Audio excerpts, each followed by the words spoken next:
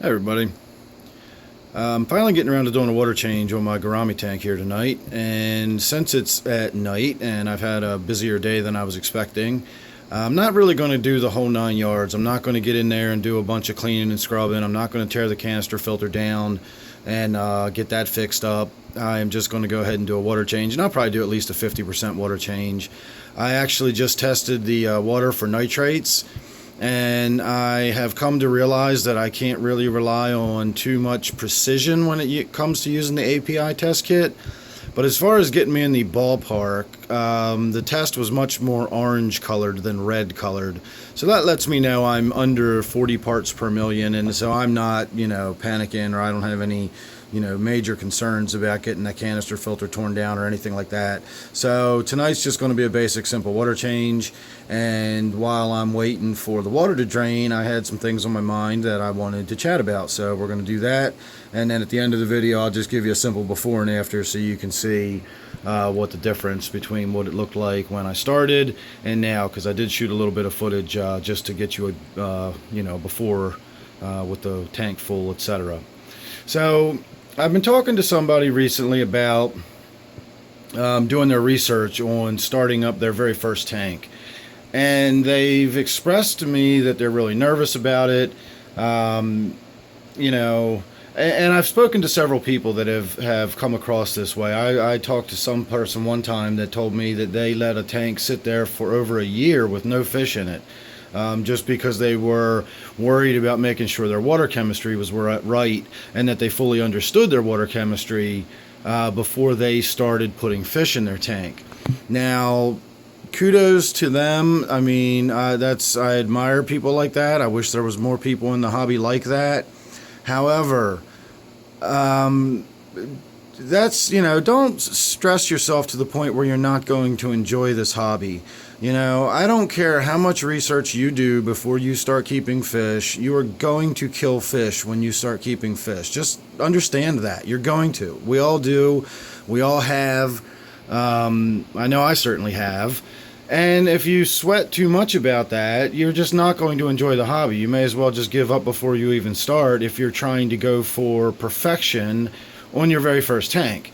You'll be keeping fish for years and you will still make the occasional mistake, or whatever. There'll be a power outage, or you won't quite get the fish that has the right water needs, and your water will be a little too hard or a little too soft, and your fish will just die, and you'll have no reason, no idea even why. That kind of stuff is just going to happen. I'm not advocating cruelty to animals, and I'm not saying don't, it shouldn't bother you if this happens. We all, deal with those kind of losses in our own way and to varying degrees, but just understand that it's going to happen. It is. It's keeping fish is not like getting a kitten or a puppy or something where all you got to do is make sure it gets its shots and is well fed, and you don't leave it in a hot car in the summertime.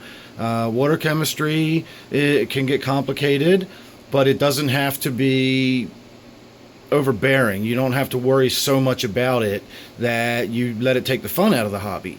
If you're the kind of person that's already waited and you've done your research while you're cycling your tank in properly, and your tank is cycled in, if you've gone through those kind of efforts to make sure you're getting a good start, then go ahead and start putting fish in your tank. You're fine. You're ready to go. I'm going to base that on the idea that if you've done that much research, then you're obviously the kind of person that knows you're a beginner, and you're not going to go rushing right out and buy fish that are listed as advanced, care needs and that sort of thing. You're going to go out and you're going to buy fish that are labeled for beginners, and you're going to do that until you're not a beginner anymore. I still look at whether fish are listed as beginner or intermediate or expert level. And I'm not saying I won't keep a fish that says expert level on it, but as soon as I see anything beyond beginner, I want to know why. There's a lot of times you might get an intermediate level fish, and it's only because it has specific feeding needs or something. You have to give it, live food, or it'll only eat bloodworms and those kinds of foods. It may be because it needs very specific water. It may be because it needs very specific tank mates.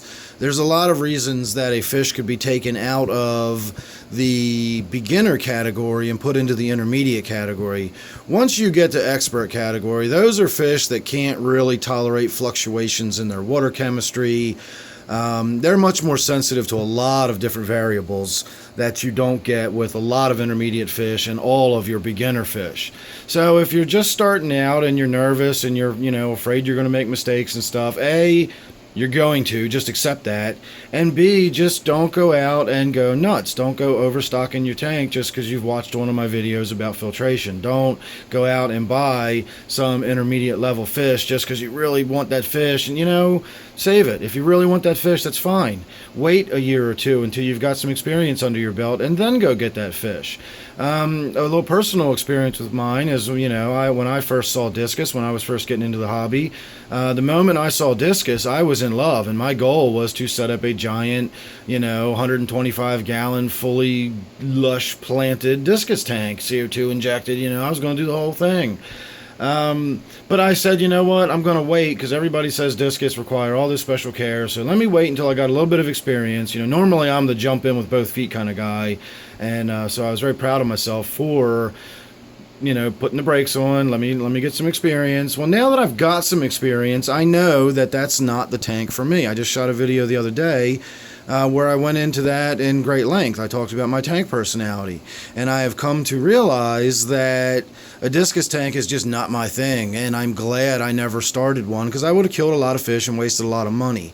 So if you're new and you're jumping into the hobby and you're, save those fish. Wait till you've got some experience and you'll be able to enjoy them more when you can properly care for them once you've got the know-how to do so. In the meantime, there's tons of fish out there that are listed for beginner tanks, everything from mollies and platies to guppies to skirt tetras. There's just so many fish that are so rewarding to keep, and, people that have been in the hobby for years still keep a lot of these fish. I certainly enjoy a lot of the fish that are listed as beginners. We're looking at quite a few of them right now. Most gouramis are considered beginner fish.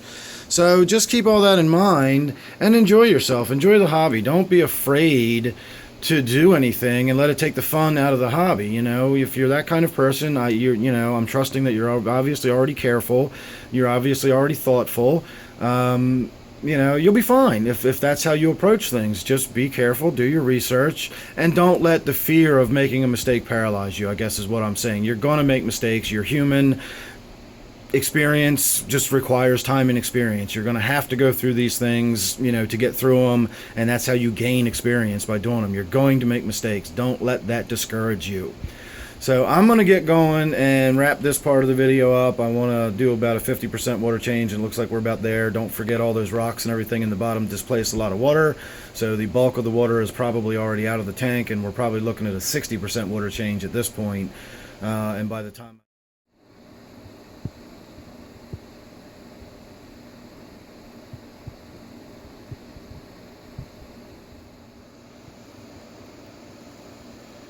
and that's your after. Now, I did take the water sprite that was in there, and it had a lot of algal growth on it, so I threw away everything that was actually in this tank already, and I took some of the water sprite that was in my angelfish tank and I moved it over to here. I needed to thin out what was in my angelfish tank anyway, and this tank, it worked. I was able to throw away the stuff that had the algae all over it and replace it with some of this new stuff. And if you had looked closely at the roots of what was in there before, you could see they were stripped down to the bare, we'll call it the root trunk, and all of the little rootlets that make the roots look so fuzzy were gone, and that's because the gouramis feed off of them. They really enjoy the water sprite roots. So if you do have gouramis or any kind of fish that eats plants, water sprite is a good one to keep in there for them for that purpose. So that's your after. That's just how it looks with the water change. I didn't do anything else. No scraping, no cleaning, no nothing. I just poured some water out and poured some fresh water back in, and then I swapped out the plants. So thanks for watching. Hope you enjoyed, and I'll see you real soon.